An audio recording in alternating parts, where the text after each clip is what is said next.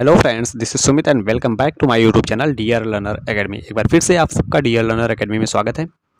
आज हम बात करने वाले हैं सांप्रदायिक सद्भाव की। जो जनहित याचिका से जो क्वेश्चंस बन रहे थे, आपके मानसिक अभिरुचि से जो भी क्वेश्चंस उत्तर प्रदेश री एग्ज़ाम में आने वाले हैं या फिर पिछले मतलब प्रीवियस क्वेश्चंस जो बने हैं, उन सब को हम डिस्कस करेंगे। ठीक है, पिछले सत्र में जो एग्ज़ाम हुआ था अभी कुछ महीने पहले, उसमें जैसे भी क्वेश्चंस बने थे उसी पर आधारित ये क्वेश्चंस हम सॉल्व कर रहे हैं। लगभग 2 से 3 दिन में ये सब क्वेश्चंस सॉल्व हो जाएंगे। एग्ज़ामपुर के विवेक सर ने जो महाभारत सीरीज लॉन्च की है, उसी के ये सब क्वेश्चंस हैं और उसका हम सॉल्यूशन करवा रहे हैं। तो प्यारे साथियों, अगर आप अपनी तैयारी को और मजबूत बनाना चाहते हैं तो हमारे चैनल से जुड़ना मत भूलिए। अगर आप चैनल पर नए हैं तो चैनल को सब्सक्राइब कर दीजिए और ज़्यादा से ज़्यादा वीडियो को शेयर कर दीजिए ताकि वीडियो उन सब तक पहुंच सके जिसे इनकी ज़रूरत है।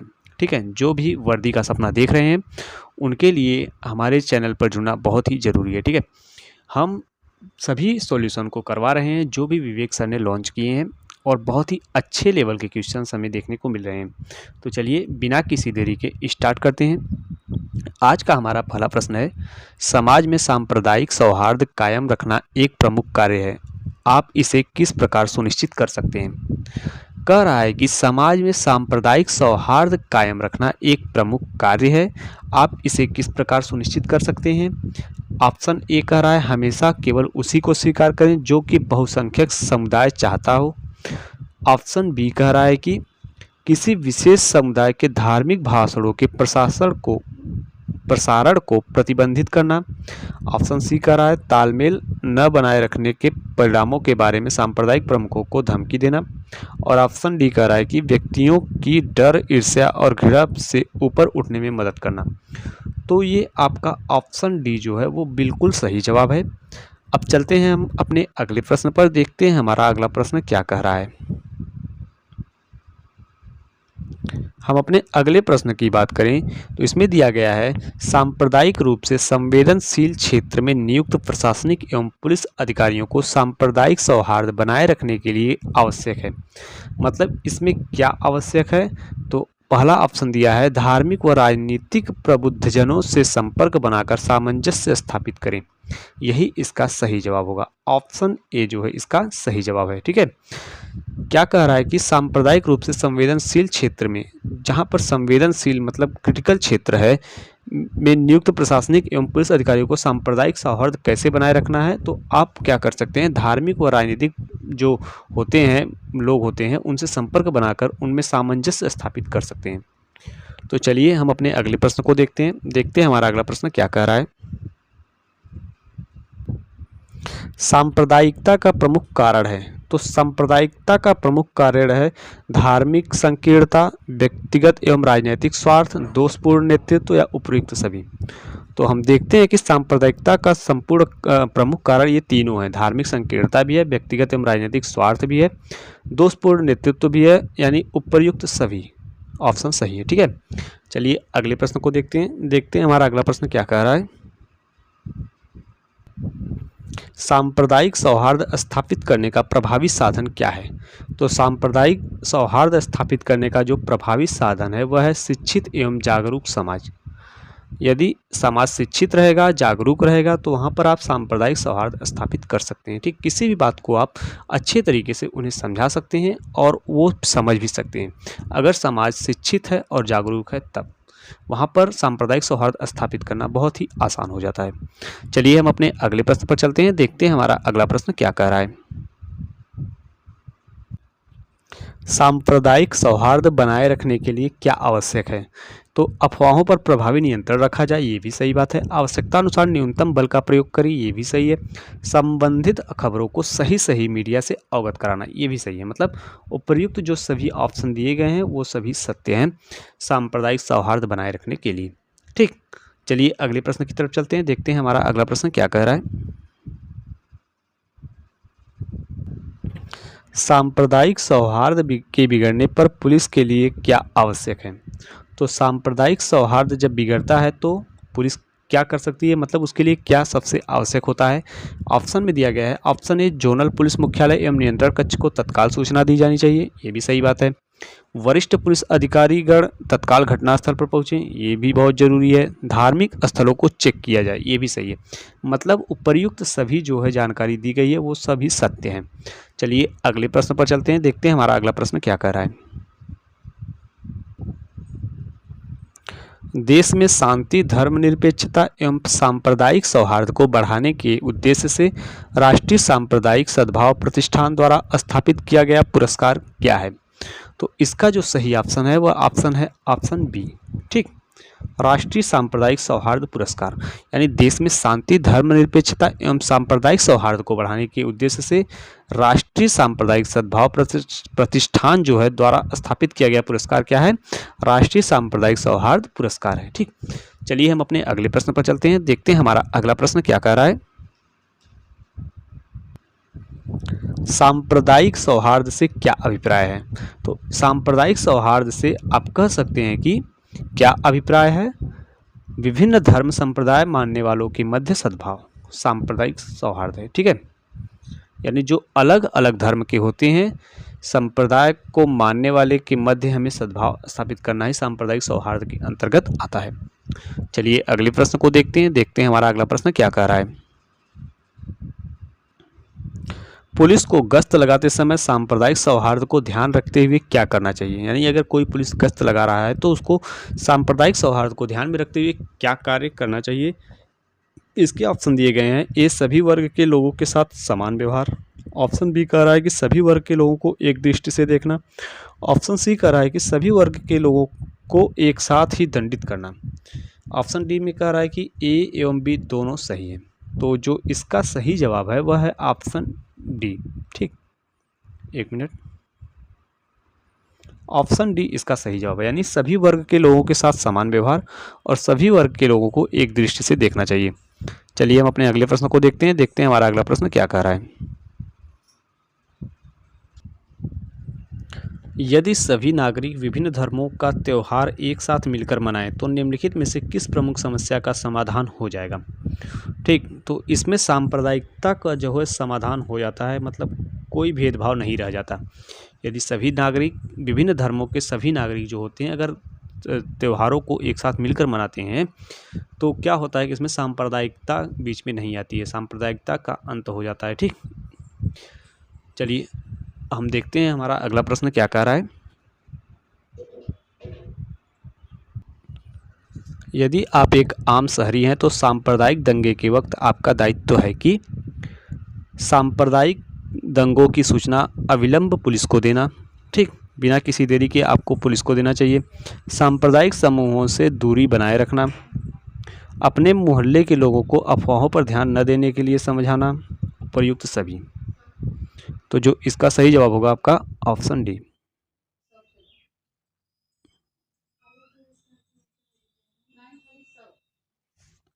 हमारा अगला प्रश्न है, यदि आप जिलाधिकारी के पद पर तैनात हैं और आपके ज़िले में सांप्रदायिक दंगे शुरू हो जाते हैं तो आप त्वरित कदम उठाएंगे, मतलब आप क्या तुरंत कदम उठाने वाले हैं?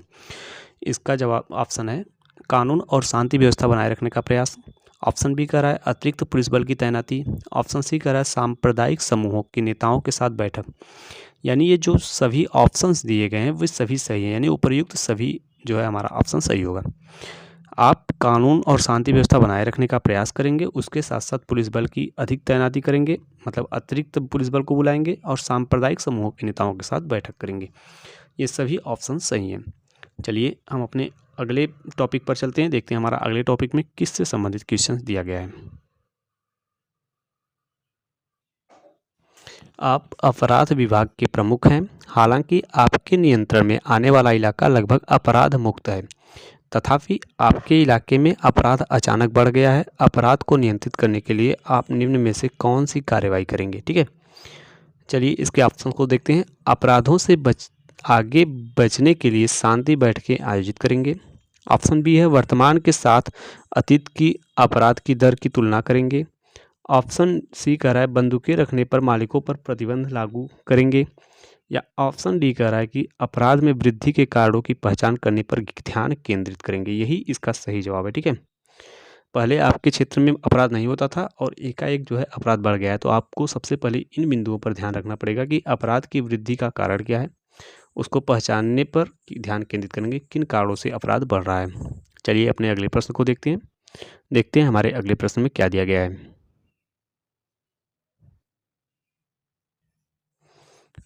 आप एक अपराधी का पीछा कर रहे हैं और उसे भाग जाने से रोकने के लिए आपको अपनी बंदूक का उपयोग करना है।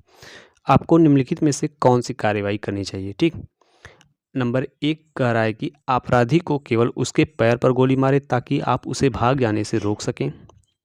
ऑप्शन बी है उसे शूट करने में संकोच करें क्योंकि वह भी एक इंसान है।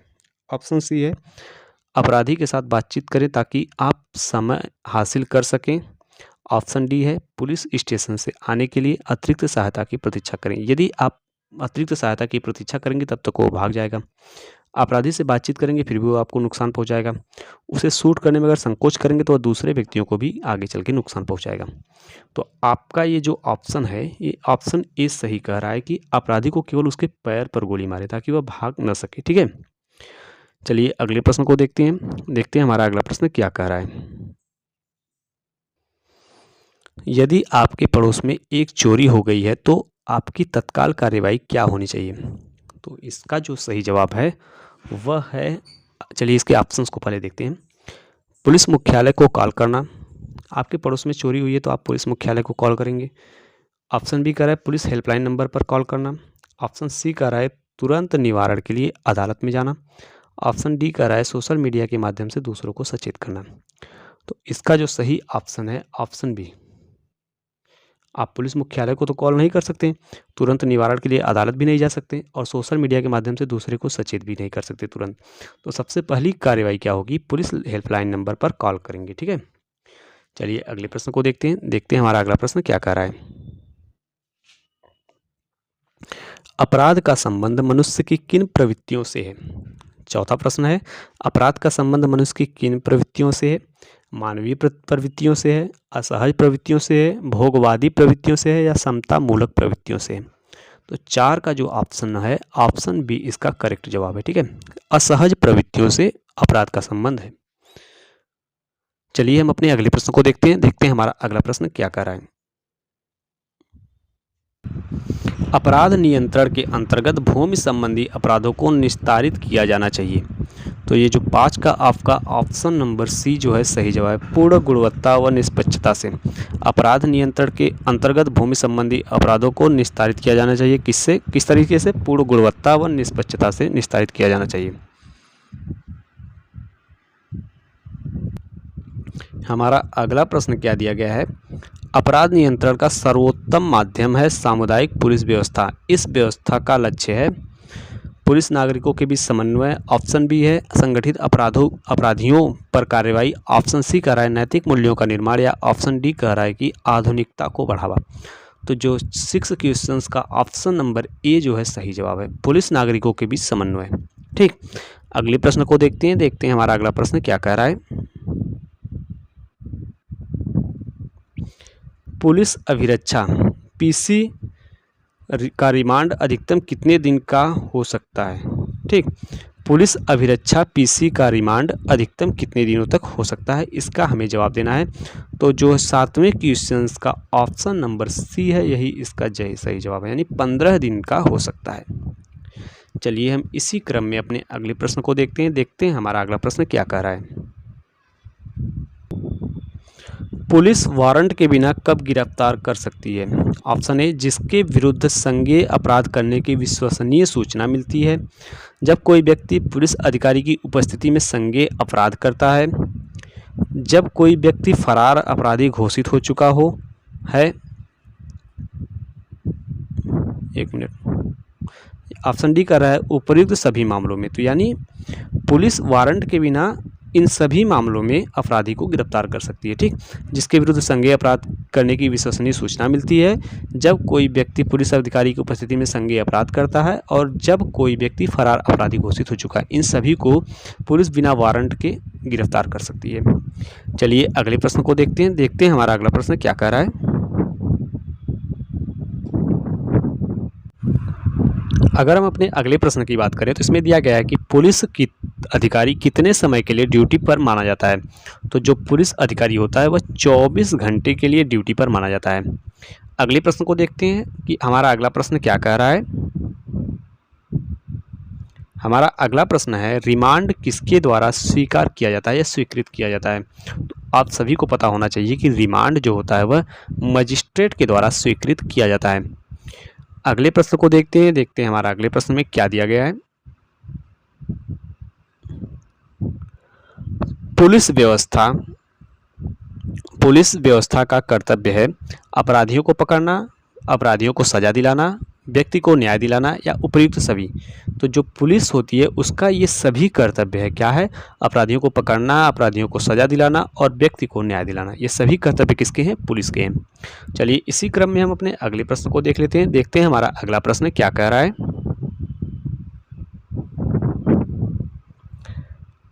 अपराध नियंत्रण के लिए सशक्त माध्यम है।